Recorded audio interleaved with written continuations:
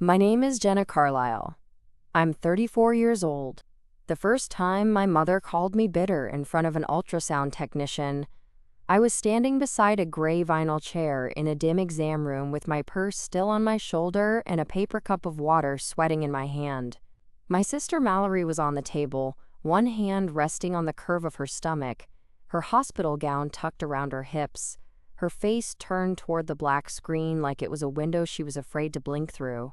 Her husband, Owen, stood near her shoulder, pale and nervous, holding 2 printed ultrasound photos from the last appointment in a folder with bent corners. My mother sat in the visitor chair like a woman attending a performance she had funded. She had worn pearls to a medical appointment. That detail should tell you almost everything. The room smelled like disinfectant, warmed plastic, and the faint powdery lotion Mallory always used on her hands. The ultrasound machine hummed softly beside the bed. A stack of blue towels sat on the counter. The lights were low enough that everyone looked a little gentler than they were. Then my mother said, "Jenna finally decided to show up, but let's not make too much of it. She's been struggling with Mallory getting all the attention."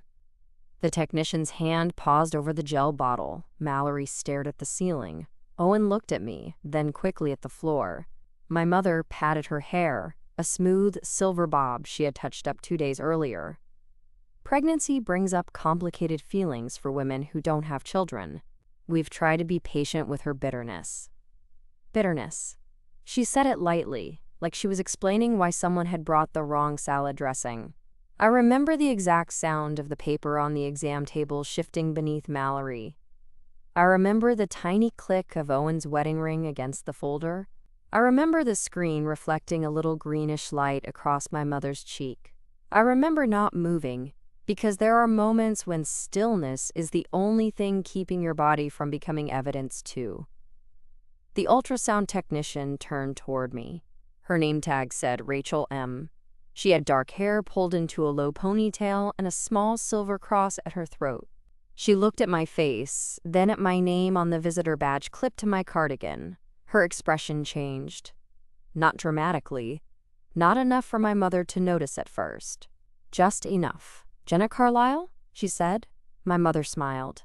"Yes, that's my oldest. She's having a hard season." Rachel looked from me to Mallory, then back to me. "You were here last Thursday?" she said carefully. The room shifted. My mother's smile stayed in place 1 second too long. Rachel lowered her voice, but not enough to hide the truth from the people who had already been invited into the room. "You were in patient accounts." My mother blinked. Mallory turned her head toward me. Owen's grip tightened on the folder. What they did not know was that I had paid the outstanding medical balance on Mallory's prenatal account 6 days earlier.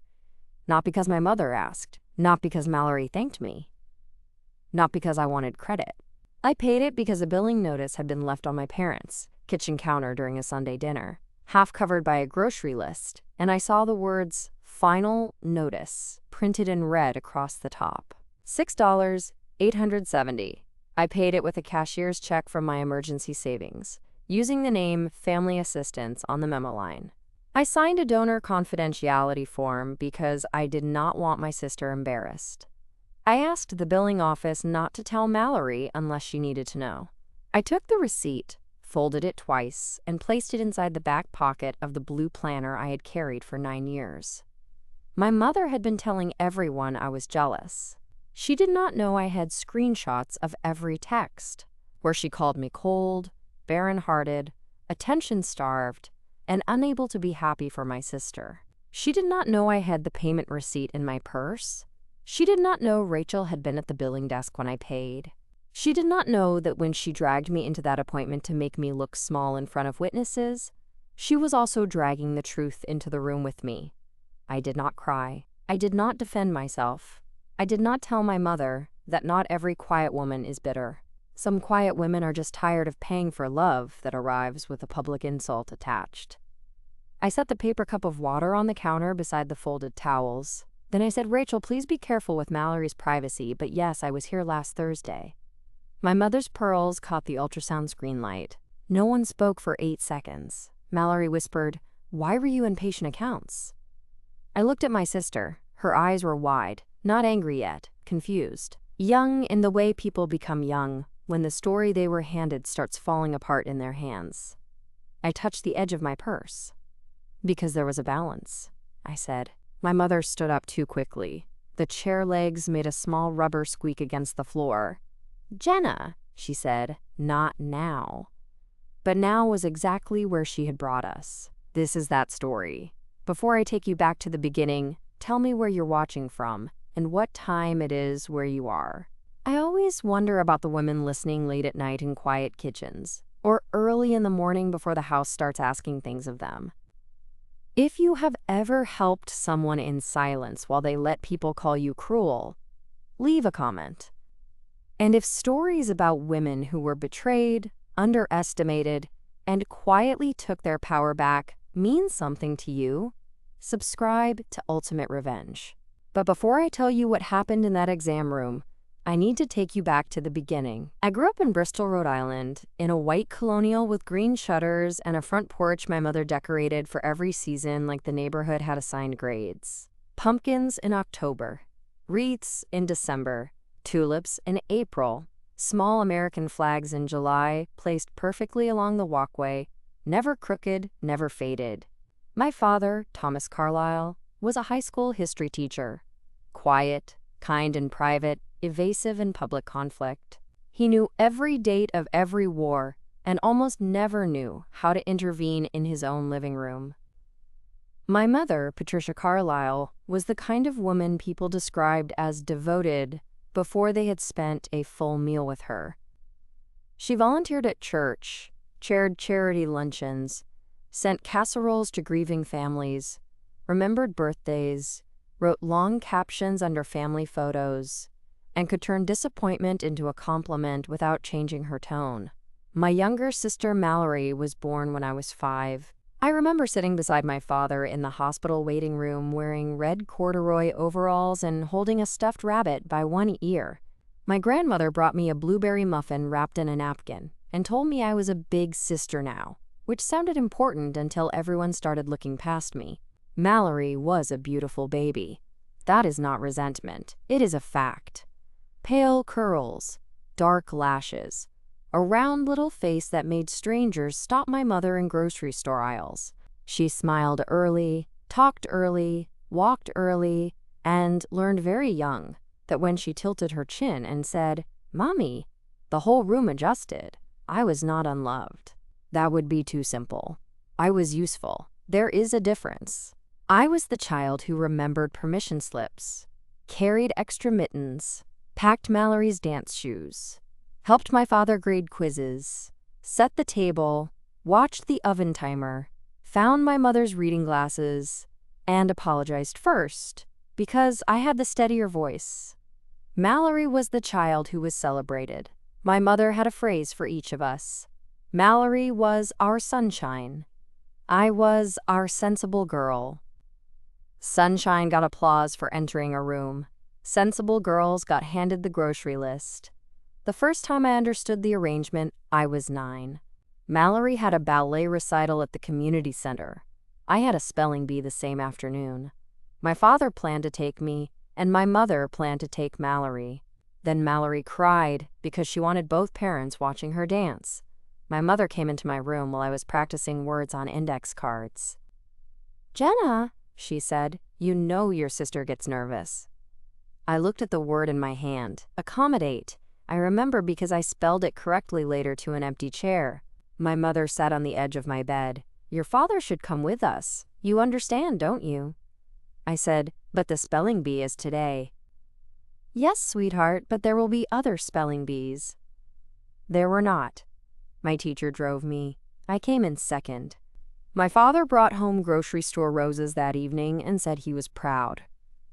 My mother put them in water, then asked me to help Mallory take the glitter pins out of her bun. That night, Mallory fell asleep on the couch with both parents looking at the recital photos.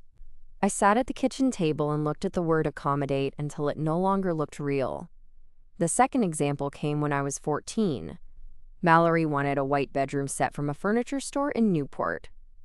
Curved headboard, matching vanity, tiny crystal knobs.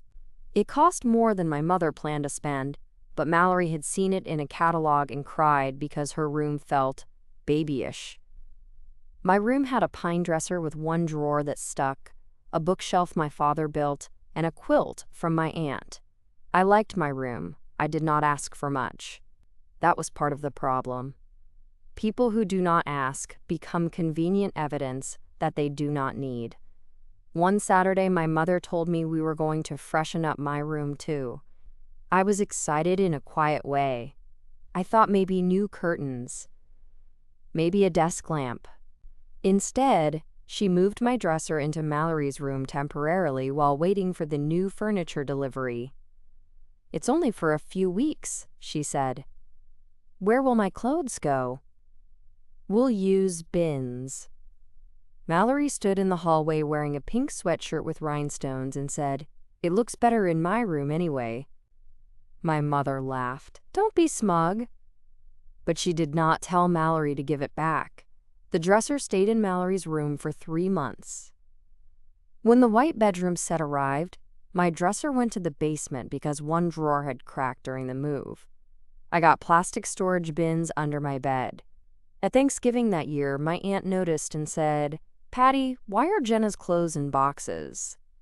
My mother replied, "Jenna is so low maintenance. She doesn't mind." I learned then that people will call you low maintenance while maintaining everyone else with your share. The third example was college. I got into Boston College with a partial scholarship. I wanted to study health administration. Not glamorous, but practical, and I liked systems. I liked the idea of making a place work better from the inside. My mother was disappointed because it did not sound impressive at luncheons. "Could you say pre-med?" she asked. "I'm not pre-med." "But health administration sounds like billing." She said billing the way other people say mildew.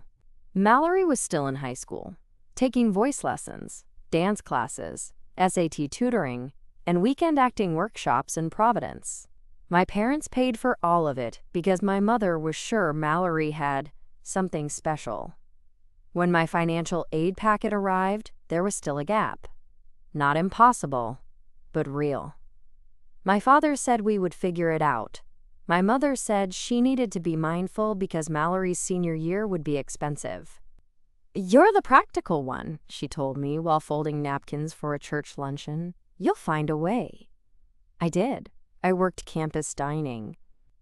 I became a resident assistant for reduced housing. I took summer jobs, inpatient records. I graduated with debt, but not as much as I could have had. My parents attended the ceremony. My mother cried when Mallory sang in a local showcase the following week. She did not cry at my graduation.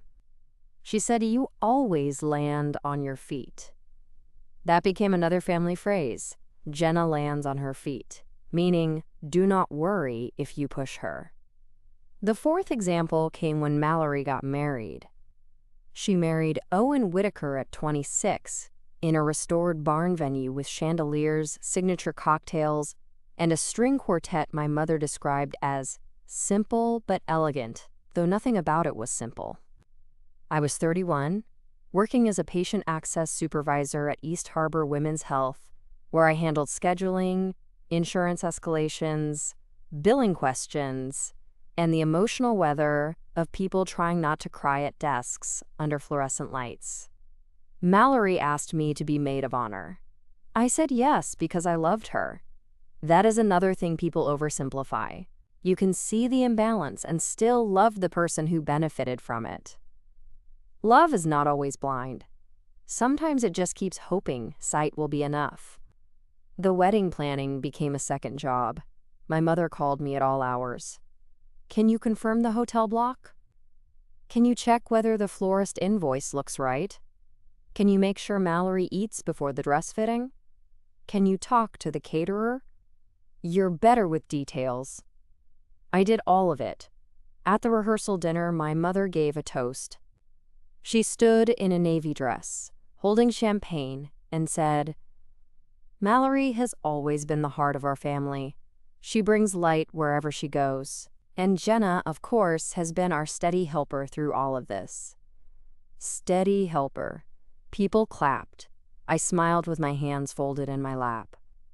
Owen's mother, Diane, leaned over and whispered, "You must be exhausted." I looked at her and nearly cried because she was the first person all weekend to name the obvious. At the wedding the next day, Mallory looked beautiful. I fixed her veil. I carried tissues. I signed the florist balance when my mother could not find her purse. I held Mallory's bouquet while she danced with our father. At the end of the night, my mother hugged me and said, "See? You're happiest when you're needed." I did not know then how dangerous that sentence was. The fifth example was the baby shower that never happened for me. I was married once, briefly, to a man named Daniel Ellis. We met when I was 28. He was an occupational therapist, kind in public, distracted in private, not cruel enough to be obvious, and not faithful enough to be safe. I got pregnant after 8 months of marriage, I told my mother on a Sunday, after church. She pressed both hands to her chest. "Oh, Jenna!" For a few weeks, I saw a version of her I had wanted all my life. She called, she brought soup, she asked about names. She told people at church before I was ready because she said joy should not be hidden. Mallory cried happy tears and bought a yellow blanket with tiny ducks on it. Then, at 11 weeks, there was no heartbeat. The room where the ultrasound happened was too bright. The technician was gentle. Daniel held my hand but kept looking at his phone because his clinic was short-staffed. My mother came over that evening and folded laundry while I sat on the couch. She did not know what to say, so she said practical things. "You can try again. At least it was early. These things happen for a reason." 3 sentences women should stop saying if they want to remain in a room with grief. I returned the yellow blanket to a drawer and did not try again with Daniel. Our marriage unraveled over the next year. He cheated with someone from a continuing education course in Worcester and confessed only after I found hotel points in our shared email. When I divorced him, my mother said, "You've had a lot of loss. Be careful not to let it harden you." Harden. Another word women receive when grief stops making them convenient. Mallory tried to be kind then. She brought Thai food one night and sat cross-legged on my floor while I sorted legal paperwork. "He's an idiot," she said. "Yes, you deserved better." "I know." She leaned her head against my couch. "Mom is worried about you." "Mom is worried I'll make people uncomfortable." Mallory sighed. "She doesn't mean it that way." That was Mallory's role for years. Translator for insults. Softener of impact, beneficiary of imbalance, but not always its architect. I wanted to believe she would outgrow it. When Mallory announced her pregnancy, I found out through a framed photo. It was October 12th, 2024, a Saturday afternoon at my parents' house. My mother had invited us for lunch, saying she wanted a simple family meal. Simple meant roasted chicken, 2 side dishes, salad, candles, and a dessert from the bakery she pretended was homemade if no one asked directly. I arrived at 12:30 with a loaf of sourdough from a bakery near my apartment. My blue planner was tucked under my arm because I had come straight from a volunteer meeting for a women's clinic fund. That planner had a worn elastic band and a coffee stain near the bottom corner. I carried it everywhere. Appointments, work notes, receipts, small reminders to myself. Things I needed to remember because no one else did. Mallory and Owen were already there. Mallory wore a cream sweater and kept touching the necklace at her throat. Owen looked nervous enough to be holding a secret badly. After lunch, my mother clapped her hands once. "We have a little surprise." My father smiled at Mallory. Mallory handed me a small wrapped frame. I thought it was a photo from their trip to Maine. Inside was an ultrasound image, a tiny gray shape in a black oval. 8 weeks. 2 days. I smiled. I did. I want that clear. My first feeling was not jealousy. It was a soft, startled joy that opened and hurt at the same time. "Oh, Mal," I said. "Congratulations." Mallory hugged me. She was crying. I hugged her back. My mother watched us with bright eyes, already measuring the scene. Then she said, "Jenna, are you okay?" The room changed. I stepped back. "Yes." "It's just that I know this could be complicated for you." Mallory wiped her eyes. "Mom!" "What? I'm being sensitive." No, she was not. She was placing a label on me before I had a chance to exist without it. "I'm happy for you," I told Mallory. "I know," Mallory said, but she glanced at our mother. That glance mattered. It was the first tiny vote against me. From that day forward, my mother appointed herself the interpreter of my reactions. If I was quiet, I was struggling. If I attended, I was forcing myself. If I missed something, I was jealous. If I asked a practical question, I was cold. If I set a boundary, I was bitter. Pregnancy became my mother's stage, and Mallory became both daughter and prop.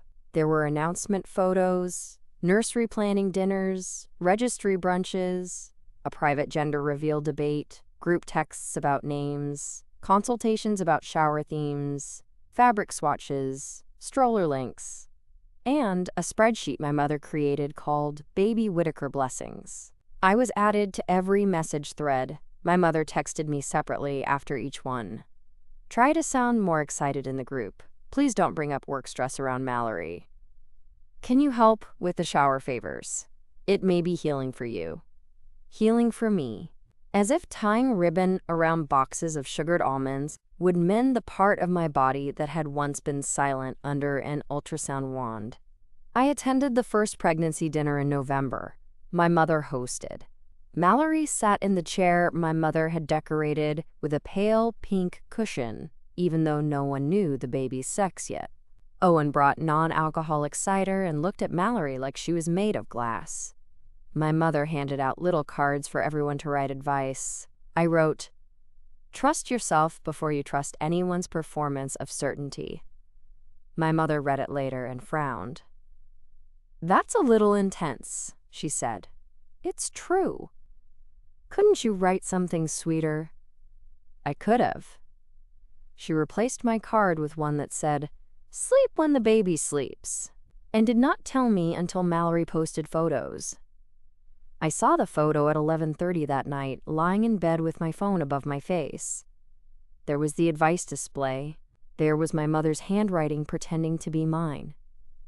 I sat up. The apartment was quiet. My radiator hissed. A half-finished mug of tea sat on the nightstand. I could have called. I could have argued. Instead, I took a screenshot and saved it in a folder called Baby Events. I did not know yet that I was building evidence. Sometimes documentation begins as self-respect, looking for somewhere to sit.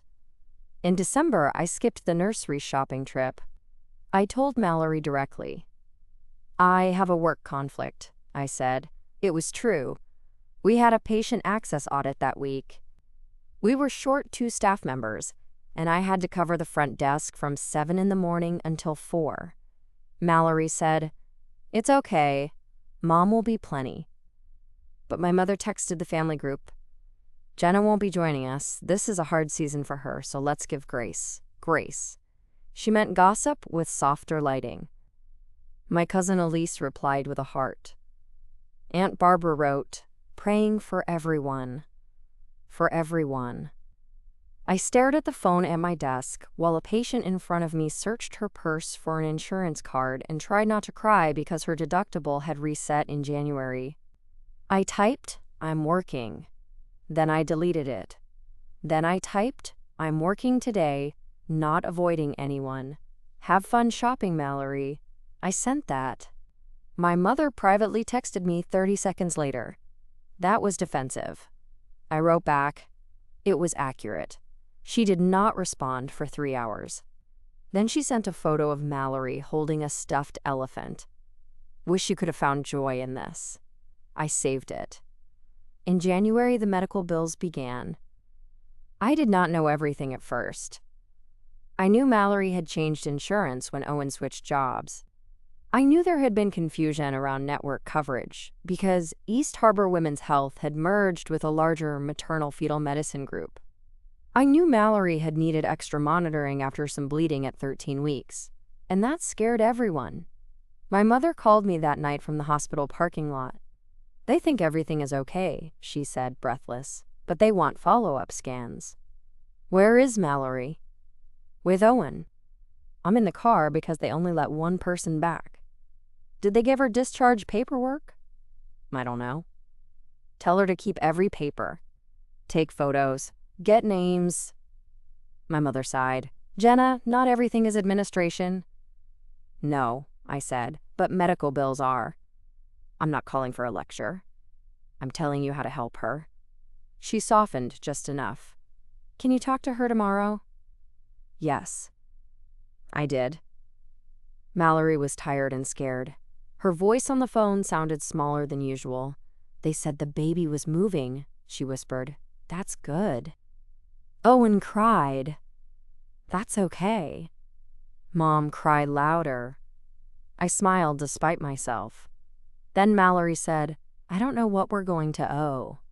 Owen's insurance is a mess." "I can look at the bills if you want," I said. She hesitated. "I don't want you to feel like I'm only calling when I need help." That sentence touched something in me because it meant she knew. Maybe not fully, but enough. "You can ask," I said. "I'll tell you if I can't."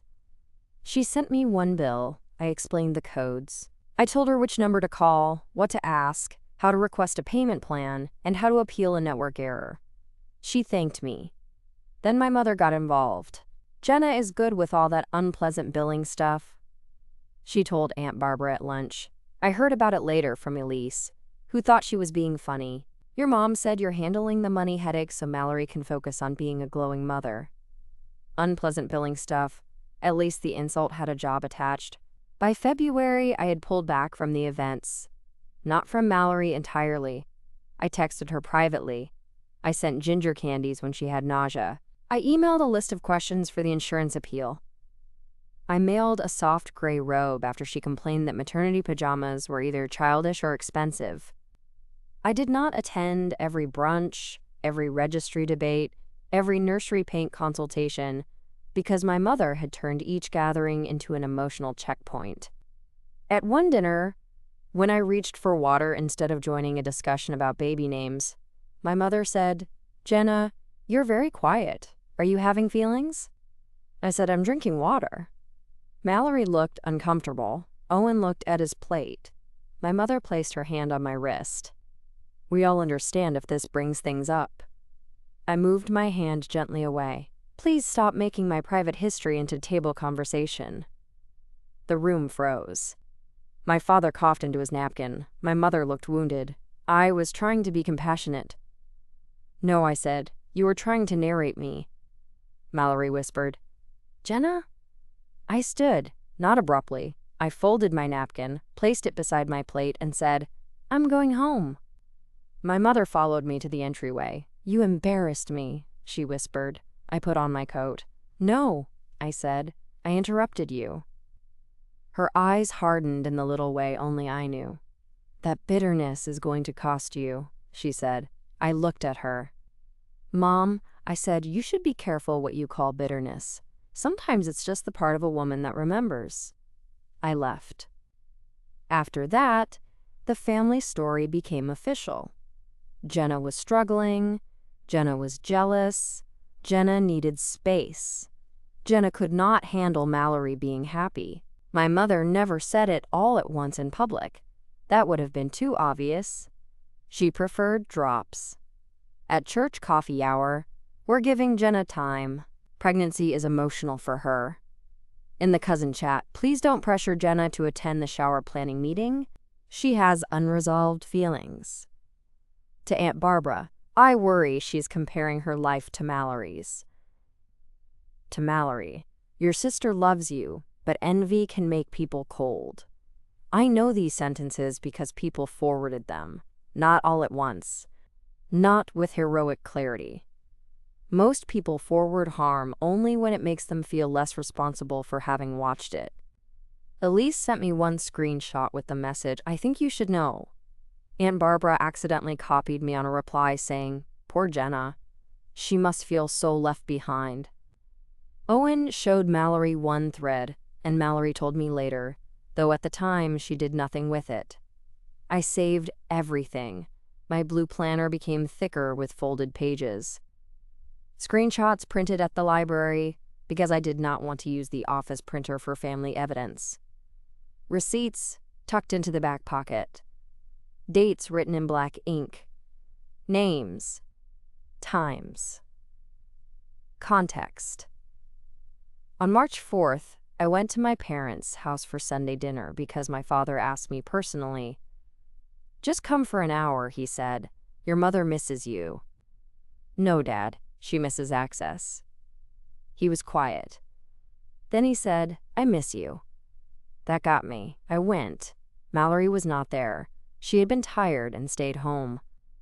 My mother said it like an accusation. "She's exhausted. Pregnancy is not like ordinary life." "I know." My mother set a bowl of green beans on the table.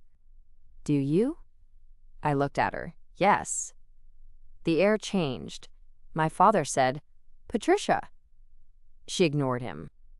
Dinner was chicken, potatoes, green beans, and the kind of silence that requires everyone to pass dishes too often. Afterward, while my mother made coffee, I went into the kitchen to get sugar. That was when I saw the notice. It was on the counter near the fruit bowl, half covered by a grocery list in my mother's handwriting. Milk. Paper towels. Lemons. Pick up baby shower ribbon. Under it, red letters showed through. Final notice. I do not know why I lifted the grocery list. Maybe because I had spent years noticing papers other people thought I would not read. Maybe because patient accounts had trained me to recognize danger in red ink. Maybe because some part of me still loved my sister enough to invade a little privacy before a larger harm could arrive. It was from East Harbor Maternal Imaging. Mallory Whitaker. Outstanding balance, $6, $870. Due date, March 15th. Potential delay in non-emergent imaging services if unresolved. My first thought was not judgment, it was fear. Pregnancy care should not hang from a billing notice like a coat on a loose hook, but that is the world we live in. Follow-up scans. Insurance errors. Facility fees. Specialist coding. One wrong network classification and a family is suddenly learning vocabulary they never wanted. I heard my mother coming back, so I placed the grocery list exactly where it had been. At the table, she poured coffee and said, "Mallory's shower has become very expensive, but you only have your first baby once." I looked at her pearls, her fresh manicure, the ribbon sample beside her purse. "How are Mallory's medical bills?" I asked. My mother's face closed. "Why?" "I'm asking." "She and Owen are handling it." "Are they?" My father looked down at his coffee. My mother said, "Do not start." "I'm not starting. I saw a notice." Her eyes flashed. "You had no right to look at that." It was on the counter. "You always do this. You turn concern into control." "Mom, is she at risk of missing an appointment?" My mother stood and began wiping the counter. "There was nothing on it. Your sister does not need your judgment. She might need help." "She needs love," my mother snapped, "not your bitter little audit." There it was again. My father said, "Patty, enough." She turned on him. "No, Thomas. I am tired of everyone pretending Jenna's attitude is normal. Mallory is going through the most important time of her life, and Jenna keeps hovering around like a storm cloud." I stood slowly. "I will not be spoken about like weather." My mother laughed once. "Then stop making everyone check the forecast." I took my coat from the chair. "Good night." My father followed me to the porch. It was cold enough that our breath showed. The porch light flickered once before staying steady. "Jen," he said, "she's under pressure." "So am I." "I know." "No," I said, "you know in theory." He looked old then, not fragile, just worn down by decades of choosing quiet and calling it peace. I walked to my car with my blue planner under my arm and the balance number repeating in my head. $6.870. The next morning, I called East Harbor Maternal Imaging from my lunch break, not as an employee. The maternal imaging group was affiliated with the larger network but separate from my own clinic role. I knew enough not to ask for information I had no right to receive. I said I would like to make an anonymous payment toward a patient balance. I have the patient name and account number from a statement. The billing representative, a woman named Laurel, explained what they could and could not do. She could accept a payment if I had the account number. She could not discuss care. She could not tell me details beyond balance confirmation once I provided the notice information. She could not disclose anything to the patient without policy. If I wanted anonymity, I could pay by cashier's check with a donor note. "How much is due to prevent appointment delays?" I asked. She paused. "If you are reading the final notice, the amount listed there is the full balance. Payment in full would clear the account flag." I wrote down the instructions. That afternoon, I went to my bank. The teller's name was Frances. She had a small ceramic frog beside her monitor and a voice that made ordinary transactions sound ceremonial. "I need a cashier's check," I said. "For the amount?" $6.870.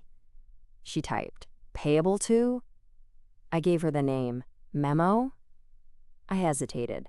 "Family assistance." Frances printed the check. She slid it across the counter with a receipt. The paper felt heavier than it was. I took money from my emergency savings. That matters. It was not easy money. It was not extra. It was money I had saved after the divorce, after rebuilding, after telling myself I would never again let a crisis find me empty-handed. I had planned to use some of it for a car repair and a weekend trip to Vermont with a friend. Instead, I put it in an envelope with Mallory's account number on a separate note and drove to the imaging center on March 7th.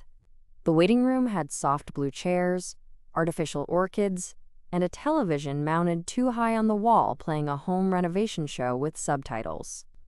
A toddler was asleep against his grandmother's shoulder. A pregnant woman in a red sweater rubbed circles over her stomach while her partner filled out forms. I went to the billing desk. That was where I met Rachel. She was not working as a technician at that moment. She had come out to ask Laurel something about a patient's schedule. She stood beside the desk with a tablet in her hand while Laurel reviewed my envelope. "You want the payment anonymous?" Laurel asked. "Yes." "Relationship to patient?" I paused. "Sister?" Rachel looked up at me then, not nosy, just noticing. Laurel handed me a form. "We can mark the payment as family assistance and note donor requested confidentiality. The patient may still see that a payment was made, but not necessarily your name." "That's fine." I signed. Laurel counted the paperwork, printed a receipt, and said, "This clears the balance." I let out a breath I had not meant to hold. Rachel smiled faintly. "That's a kind thing." I looked at her. "Please don't tell her it was me," I said. "I won't," she said, "but I hope someone is kind to you too." That sentence stayed with me all week.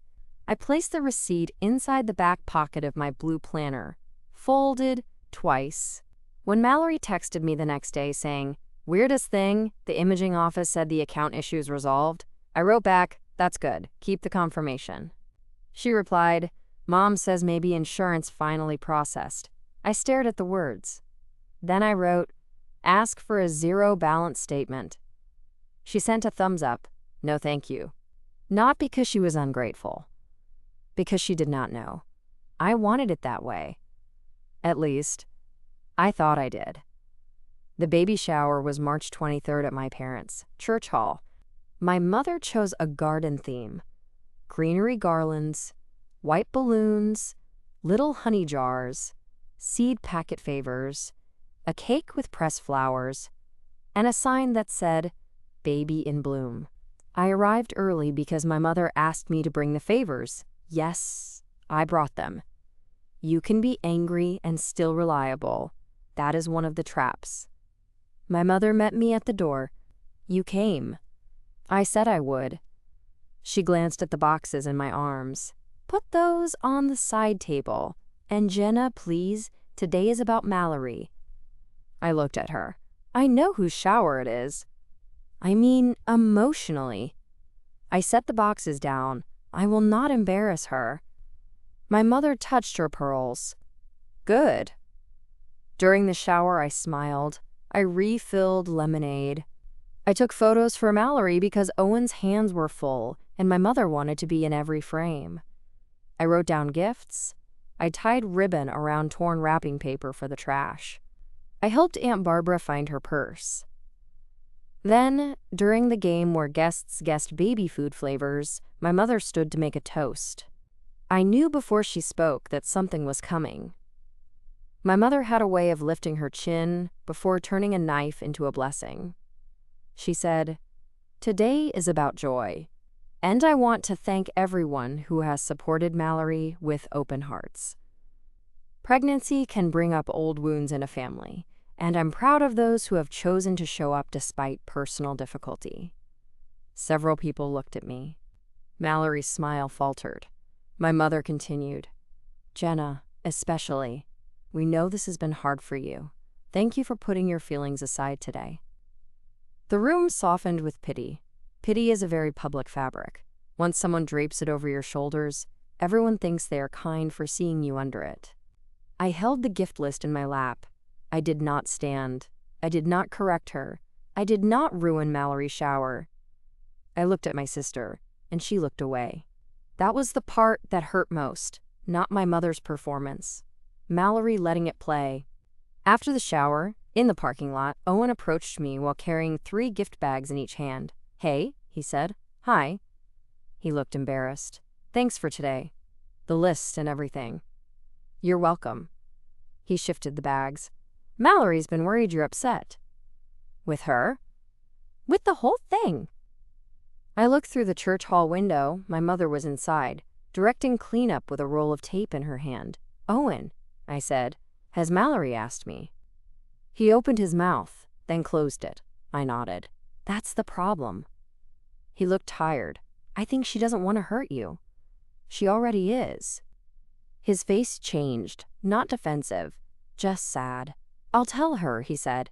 "Please don't translate me, just ask her to call." She did not call.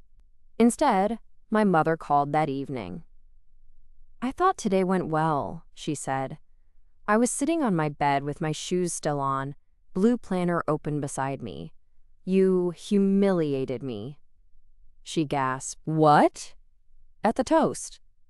"I did no such thing. You told a room full of people I had to put my feelings aside to attend my sister's baby shower. I was acknowledging your strength." "No, you were controlling the story. You are so suspicious of love." "That was not love." Her voice hardened. "Maybe if you had been more present from the beginning, people would not wonder." "People wonder because you keep instructing them." "You are jealous." I closed my eyes. There it was, finally said without lace around it. "I paid Mallory's medical balance." I almost said. The words rose into my throat.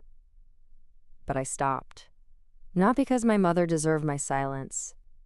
Because Mallory deserved to learn the truth in a way that did not make her pregnancy a battlefield in the church parking lot after a shower. Because I had not paid that bill to buy a weapon. Because I still believed there might be a way to preserve something. So I said only, "Good night, Mom." She said, running away again. I ended the call. Then I wrote the date, the time, and the sentence. "You are jealous." The appointment was 6 days later. Mallory had a follow-up ultrasound at East Harbor Maternal Imaging. She texted me the night before. "I know things have been weird. Would you come tomorrow?" I stared at the message for a long time. Then I wrote, Do you want me there, or does Mom want me there? The dots appeared, disappeared, appeared again. Mallory, I do. Then another message. Mallory, I'm scared. That was the word that opened the door. I replied, I'll come. The next morning, I wore a soft gray cardigan over a navy dress and low black shoes. I put my blue planner in my purse. I checked twice that the receipt was still in the back pocket, though I did not know why I needed it. Maybe some part of me understood that when a family has spent months inventing evidence against you, the truth should not arrive empty-handed. The appointment was at 9. I arrived at 8:45. Mallory and Owen were already in the waiting room. Mallory looked pale. Owen stood when he saw me. Mallory smiled nervously. Hi. Hi. My mother arrived 2 minutes later wearing pearls. Of course she did. She hugged Mallory, kissed Owen's cheek, and looked at me with careful warmth. Jenna, thank you for coming. I know this is a big step. Mallory's face tightened. I said, I'm here because Mallory asked. My mother gave a soft laugh. Yes, sweetheart, that's what I meant. No, it was not. We were called back at 9:07. The hallway was painted a calming shade of blue that almost worked. A framed poster near the scale said, You are already doing beautifully. I looked at it and thought about how often women are comforted by signs while being wounded by people. In the exam room, Mallory changed behind a curtain. Owen held her purse. My mother arranged herself in the visitor chair before anyone asked. I stood near the wall. Rachel came in at 9:14. At first, she did not recognize me. She greeted Mallory, confirmed her name and date of birth, checked the order, explained what she would be doing, and dimmed the lights. Professional. Gentle. Careful. Then my mother decided the room needed her version. Jenna finally decided to show up, she said, but let's not make too much of it. She's been struggling with Mallory getting all the attention. Rachel's hand paused. My mother continued. Pregnancy brings up complicated feelings for women who don't have children. We've tried to be patient with her bitterness. That was where the story began. Rachel looked at my badge. Jenna Carlisle, she said. Yes. You were here last Thursday. My mother's expression tightened. Rachel said, You were in patient accounts. Mallory asked why. I said, because there was a balance. My mother stood. Jenna, not now. Mallory pushed herself up on one elbow. What balance? Rachel immediately stepped back. I'm going to pause for a moment. I can't discuss billing details without patient authorization. That was the correct thing to say. The room became painfully quiet. Mallory looked at me. Jenna.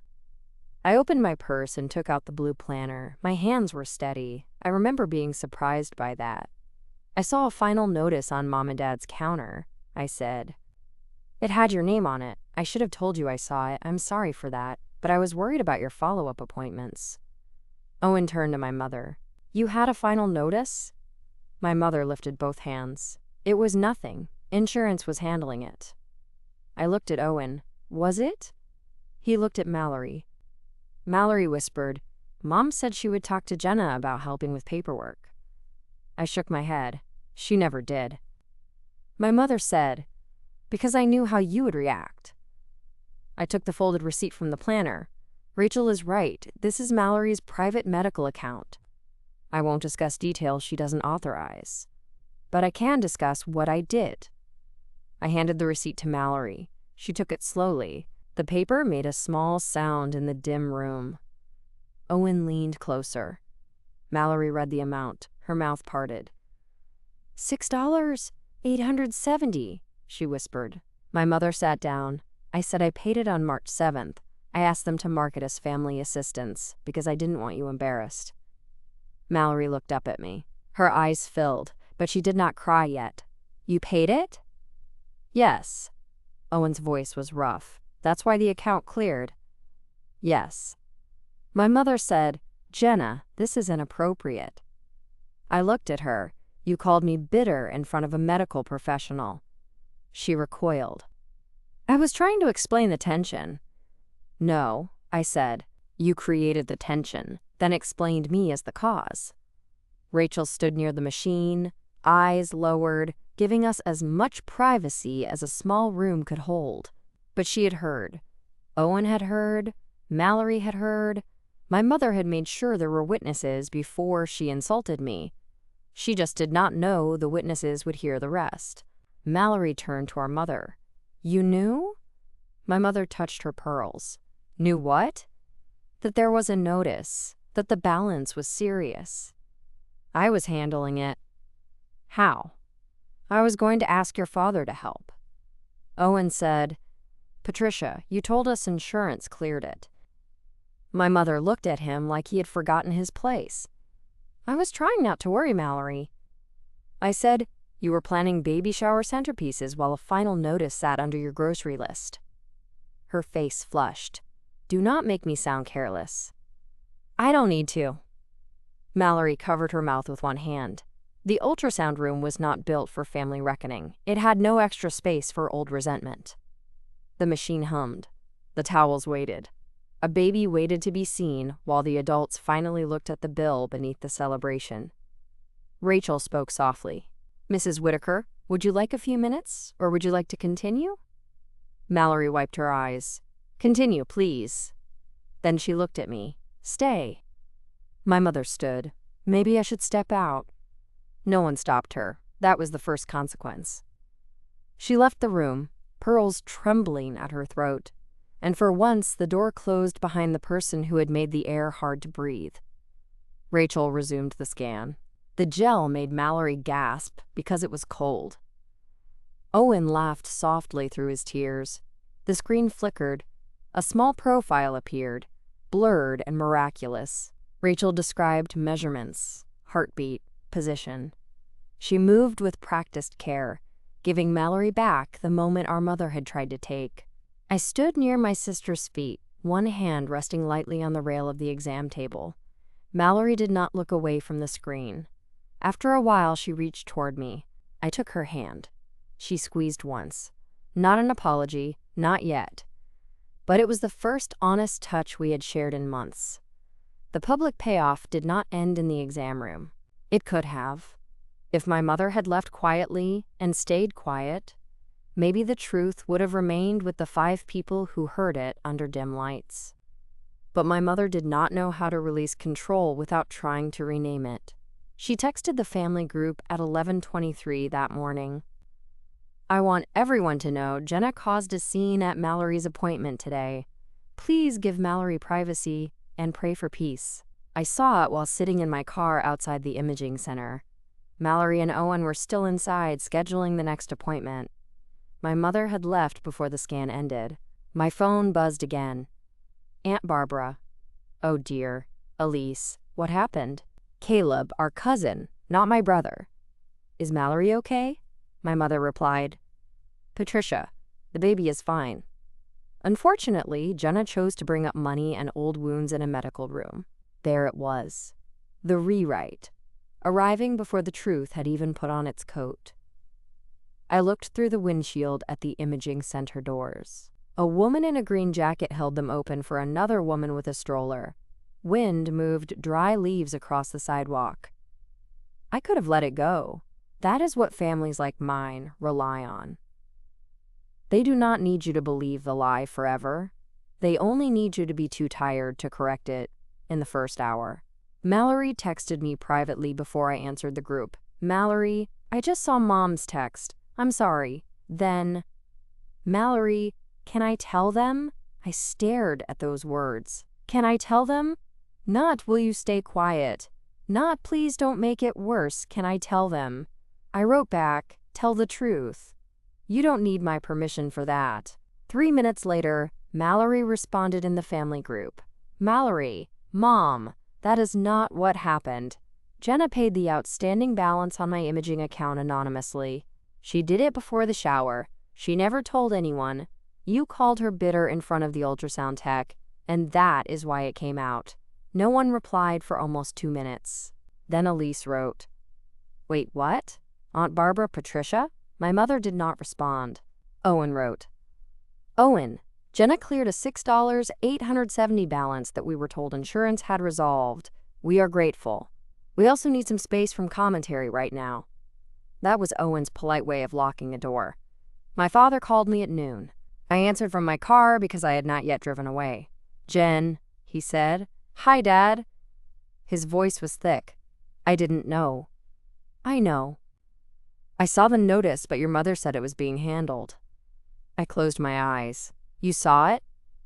"One morning, on the counter." "And you didn't ask Mallory?"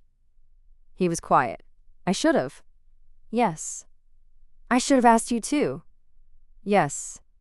The silence between us was heavy, but not empty. Then he said, "Thank you for helping your sister." I looked at the receipt in my lap. "You're welcome." "And I'm sorry your mother said what she said." My father had apologized before, usually in softened forms. "Sorry things got tense. Sorry you feel hurt." "Sorry your mother is under pressure." This was different. "Sorry your mother said what she said." A sentence with a subject, verb, and object. That is all accountability is sometimes. Grammar with courage.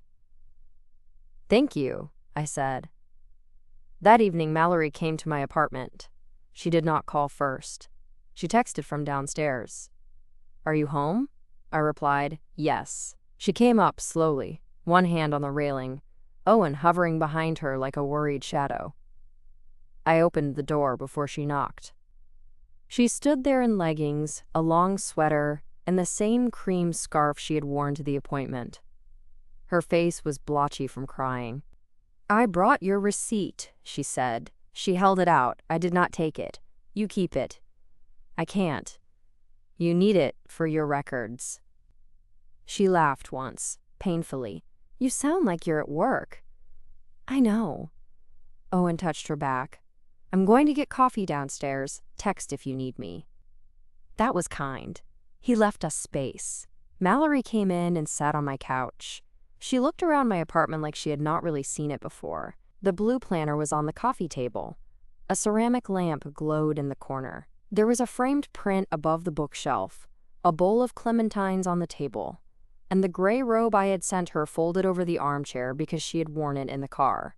She touched the robe. "I didn't know this was from you. Mom said she found it." My body went still. "What?" "The robe. She said she found the perfect one and knew I needed it." I sat down across from her. "I ordered it from Maine." Mallory covered her face with both hands. "Oh my God." That was not the only thing. The ginger candies? My mother had said she picked them up. The insurance appeal questions? My mother had printed them and handed them to Mallory as if she had made the list. The maternity pillow I had sent directly from the store? My mother said she and my father had ordered it. Mallory cried then. Not prettily.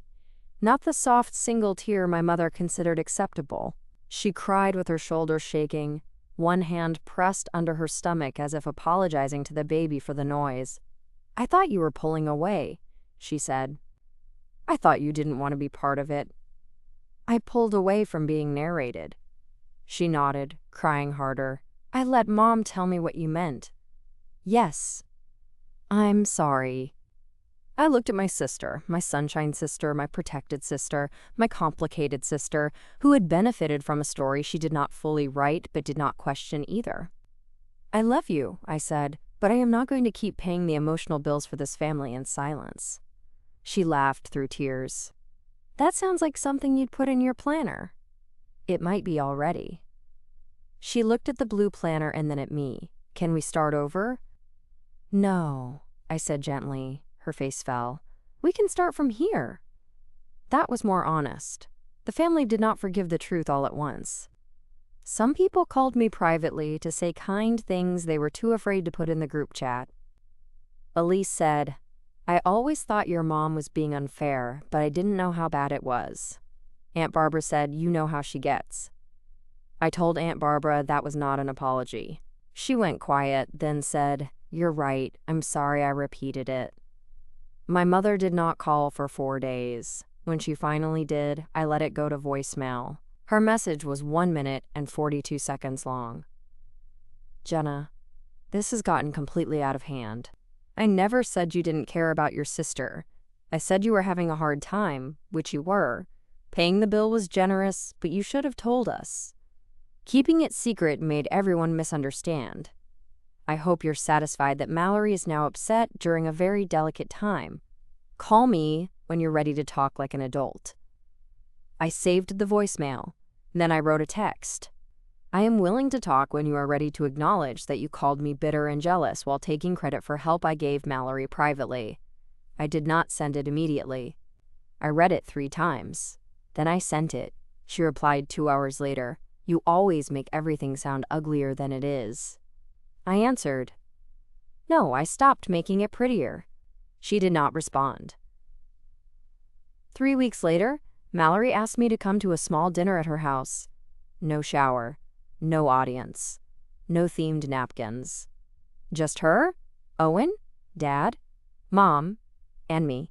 I almost said no. Then Mallory texted, "I told Mom she has to apologize if she wants to come." That got my attention. I arrived at 6:30 with a container of soup because Mallory had heartburn and could tolerate only certain things. Owen opened the door. "She's nervous," he whispered. "Mallory?" He gave me a look. "Your mother." I almost smiled. My father was in the living room holding a glass of water with both hands. My mother sat on the sofa in a lavender sweater, pearls absent. That absence was not lost on me. Mallory sat in the armchair, one foot tucked under her, hand on her belly. Dinner was simple. Soup, bread, salad. Owen had set the table with mismatched bowls. My mother did not comment on the bowls. That alone showed effort. After dinner, Mallory said, "Mom." My mother put her napkin down. The room went quiet. She looked at me. For once, she looked nervous without turning it into injury. "I owe you an apology," she said. I waited. "I called you bitter. I suggested you were jealous of Mallory's pregnancy. I said those things to family, and I said them in front of a medical professional. That was wrong." My father looked at his hands. Mallory's eyes filled. My mother continued, "I also took credit for things you sent Mallory. The robe, the candies, the questions for insurance. I told myself I was keeping things peaceful, but I was making myself important." That sentence surprised me. I did not rescue her from the discomfort. She swallowed. "And the bill.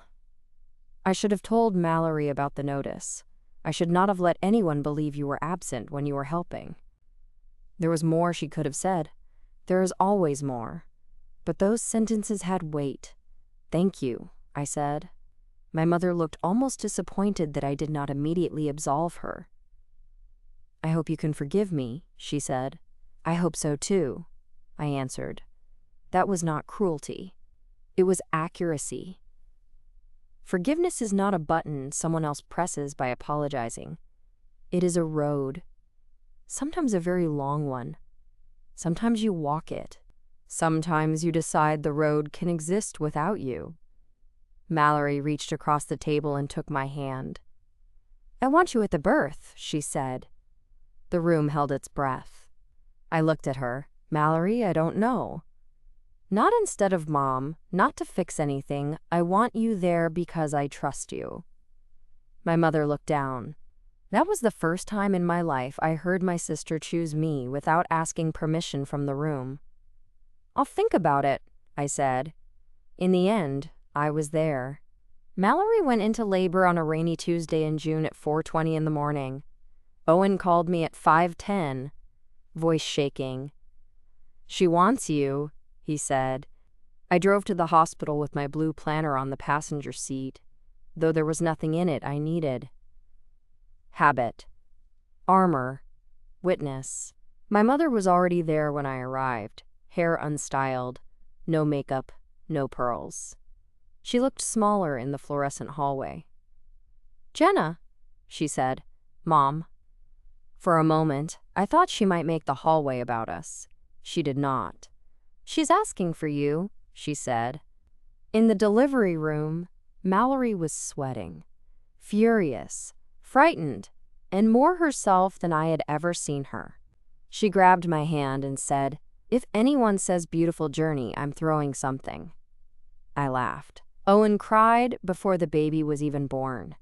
My niece, Lucy Ruth Whitaker, arrived at 11:32 in the morning, red-faced and loud, with one tiny fist tucked near her cheek. Mallory sobbed.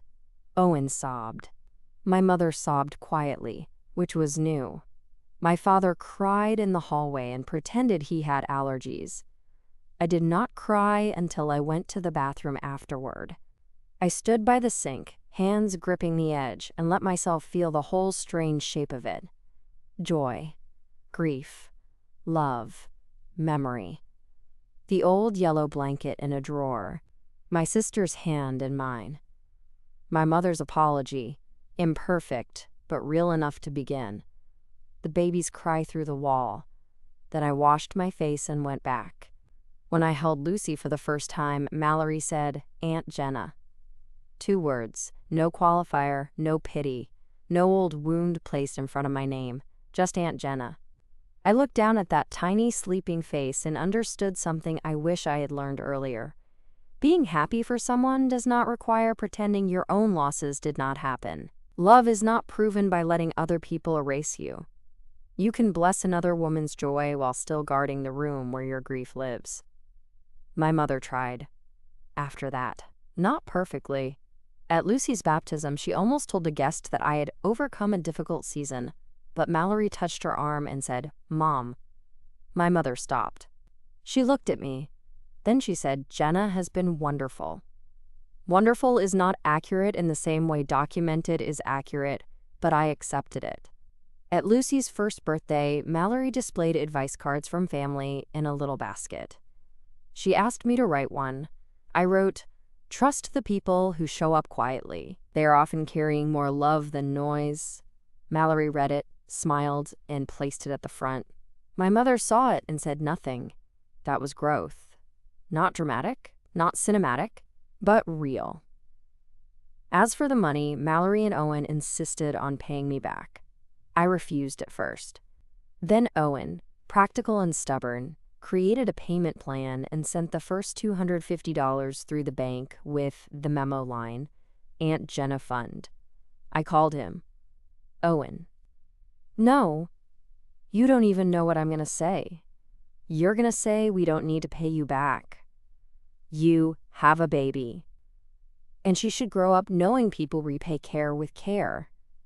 That was hard to argue with. They paid me back over time.